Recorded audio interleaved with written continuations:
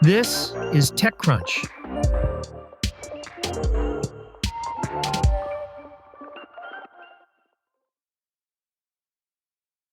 The San Francisco Police Department is investigating an accident involving a Zoox autonomous vehicle that crashed into the driver's side door of a parked car. Officers responded to the crash, which occurred on January 17th near the intersection of 15th and Mission Streets. The Zoox robotaxi was traveling along 15th Street when a street ambassador named Jamel Durden opened the driver's side door of his car. Durden's hand was reportedly smashed during the crash, and the Zoox vehicle suffered damage to its glass doors.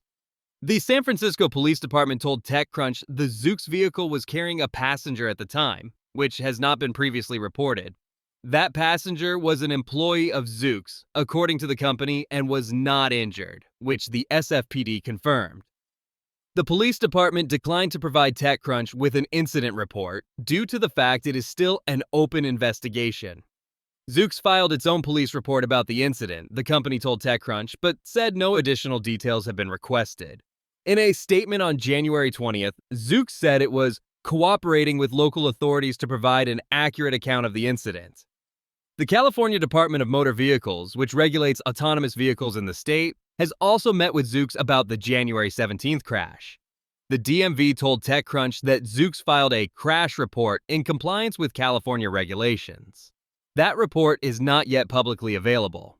Zoox is in the early stages of building out its robotaxi service in San Francisco. In November, the company started offering free rides to members of the public who are part of the Zoox Explorer Early Rider program. The company is operating a similar program in Las Vegas. This rollout has come with challenges.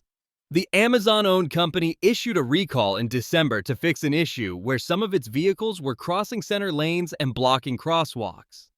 The January crash in San Francisco happened when Durden suddenly opened the door of his car into the path of the robotaxi, according to Zoox.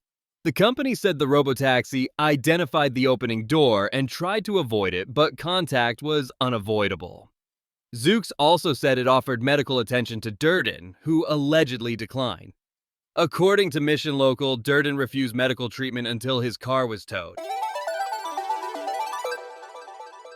If the final San Francisco Allbirds store closes its doors and no one is around to hear them shut, did it make a sound? Once symbolic of a mid-2010s San Francisco tech bro, the shoe brand Allbirds is closing almost all of its physical stores by the end of February. Just 2 outlet stores in the US and 2 full-price stores in London will remain.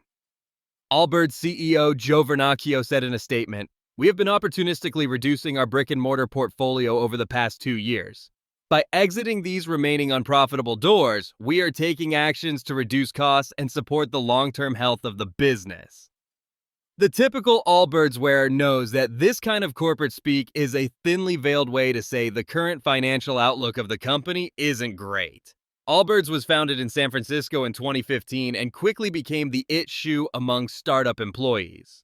The shoes are admittedly quite comfortable, but ugly in a way that only unstylish tech bros would seek out. The white wool runners are cool in a minimalist way, though. They're like Skechers, embracing comfort above all else, but they're more expensive. And unlike Skechers, Allbirds did not create a line of footwear with the one and only Martha Stewart.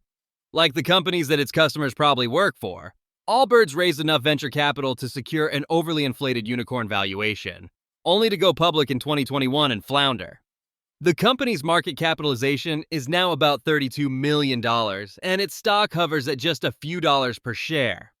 This isn't quite the end of the Allbirds era. The shoes remain available online, and while expensive, they are genuinely pretty good shoes. But perhaps it marks the end of an era in which working in tech seemed like the ticket to lifelong stability.